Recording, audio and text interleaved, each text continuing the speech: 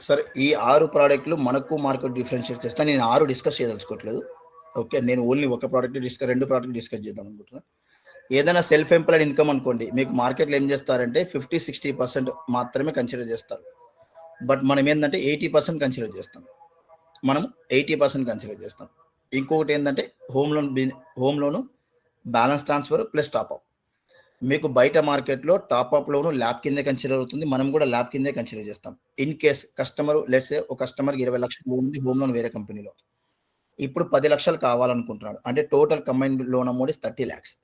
మీకు బయట మార్కెట్‌లో 20,00,000 హోమ్ లోన్ కింద ఇస్తారు. టాపప్ 10,00,000 ల్యాబ్ కింద ఇస్తారు. మనం కూడా అలాగే ఇస్తాం. కాకపోతే అక్కడ మీకు ఎల్టీవీ రాదు. కస్టమర్‌కి ఎల్టీవీ రాదు. ఆ ఎల్టీవీ ఏందంటే వాళ్ళు సార్ ఎల్టీవీ రావట్లేదు, ప్రాపర్టీ సపోర్ట్ చేయట్లేదు సార్. 5,00,000 ఇస్తాం, 6,00,000 ఇస్తాం అంటే ప్రాపర్టీ సపోర్ట్ చేయట్లేదంటే ప్రాపర్టీ సపోర్ట్ చేయట్లేదు. ప్రాపర్టీ సపోర్ట్ చేస్తుంది 30,00,000కి. కానీ మనం తగ్గించే లోన్ అమౌంట్ అంటే మనం ఇచ్చేది ఓన్లీ అక్కడ మీకు మార్కెట్‌లో 60% మాత్రమే ప్రాపర్టీ మీద ఇస్తారు. బట్ నేననేది ఏందంటే మనం 80% ఇస్తాం. నేననేది ఇక్కడ 80% ఇస్తామండి. టాపప్ లోన్ మనము అప్ టు 50% అంటే బీటీ కంటే టాపప్ 50% అంటే 20కి గాను 10,00,000 అంటే మనము ఎల్టీవీ మనం కన్సిడర్ చేసుకొని ఎక్కువ ఇస్తాం. సో ఈ ఒక ప్రోడక్ట్, ఈ 2 ప్రోడక్ట్‌లు ఇవి కూడా ప్రోడక్ట్‌లు ఉన్నాయి. కాకపోతే I know you don't have much time నాకు ఇవ్వలేదు రవి గారు. సో అందువల్ల రవి గారు నాకు 5 నిమిషాలు ఇస్తే నేను చెప్తాను. ఫార్వర్డ్ సార్, మీరు కంటిన్యూ చేయండి. No issues. సో ఇంకోటి ఏంటంటే సార్ మార్కెట్‌లో మీకు ఐటీఆర్ ఇన్కమ్ మీద లెట్స్ సే మీకు నెట్ ప్రాఫిట్ 6,00,000 ఉంది నెలకు. మార్కెట్‌లో ఏందంటే మీకు 50-60% మాత్రమే ఫైర్ కన్సిడర్ చేస్తారు. ఎలిజిబిలిటీ రావట్లేదు అంటారు కదా! ఆ ఎలిజిబిలిటీ ఎందుకు రావట్లేదంటే కస్టమర్ సంపాదించే 50,000లో సెల్ఫ్ ఎంప్లాయిడ్‌కి వాళ్ళు తీసుకుంటే 25,000 మాత్రమే ఇన్కమ్ తీసుకుంటారు. దానివల్ల కస్టమర్‌కి లోన్ ఎలిజిబిలిటీ రాదు. కానీ మన దగ్గర ఏందంటే ఐటీఆర్ ఫైల్ చేస్తున్నాడంటే ఎంతైతే ఐటీఆర్ ఇన్కమ్ ఫైల్ చేస్తాడో అంత మనం ఫైర్ తీసుకుంటాం. అంటే 100% ఫైర్ తీసుకుంటాం. 50,000 గాను మనం 40,00,000 ఇవ్వగలం లోన్. అంటే ఈఎంఐ లెట్స్ సే ఈఎంఐ 50,000 వస్తుందనుకుంటే 50,000కి మనం 100% ఇస్తాం ఐటీఆర్ ఇన్కమ్. ఓకేనా? సో సార్ ఐటీఆర్ ఇన్కమ్ 100% కూడా ఈవెన్ ఎలిజిబిలిటీ రావట్లేదు అనుకోండి. మా కస్టమర్ మంచి క్యాష్ అంటే కస్టమర్ క్యాష్ ట్రాన్సాక్షన్స్ ఎక్కువ చేస్తున్నాడు. ఓకేనా? కానీ ఐటీఆర్‌లో చూపించట్లేదు. అటువంటి కస్టమర్ ఈవెన్ 50,000 ఐటీఆర్ ఫైల్ చేస్తున్నా మనం అప్ టు 3 టైమ్స్ లేదా 5 టైమ్స్ అంటే 2.5 లక్షల వరకు మనం ఆ ఇన్కమ్‌ని కన్సిడర్ చేస్తామండి. 2.5 లక్షల వరకు మనం అంటే 50,000 ఇంటూ 3 అనుకుంటే 1,50,000, 50,000 ఇంటూ 5 అనుకుంటే 2.5 లక్షల వరకు మనం కన్సిడర్ చేస్తాం. ఓకేనా? సో మన దగ్గర ఈ 4 కాదు ఈ 6 ప్రోడక్ట్‌లు మార్కెట్‌ను డిఫరెన్షియేట్ చేస్తాయి. Low LTV program 1 year IT file చేసి కస్టమర్‌కి ఎటువంటి ఎలిజిబిలిటీ లేదు. నేను లెట్స్ సే నాకు 2,00,000 ఈఎంఐ కడుతున్నాను నెలకి. నాకు తెలుసు నా ఇన్కమ్ 2,00,000. నా ఇన్కమ్ 2,00,000. ఐటీఆర్ పరంగా గాని, నా బిజినెస్ పరంగా గాని, బ్యాంకింగ్ పరంగా గాని నా ఇన్కమ్ 2,00,000. నాకు ఎలిజిబిలిటీ రావట్లేదు లోన్. మీరు మార్కెట్‌లో ఎక్కడ తిరిగినా ఎలిజిబిలిటీ రావట్లేదు. సో మనం ఏం చేస్తామంటే లో ఎల్టీవీ ప్రోగ్రామ్ ఉంటుంది. లెట్స్ సే నా ప్రాపర్టీ బాగుంది సార్. కానీ నాకు ఆబ్లిగేషన్స్ ఉన్నాయి. సో ప్రాపర్టీలో 40% స్ట్రెయిట్ అవే మనం కన్సిడర్ చేస్తాం. స్ట్రెయిట్ అవే కన్సిడర్ చేసి కస్టమర్‌కి మనము లోన్ ఇస్తామండి.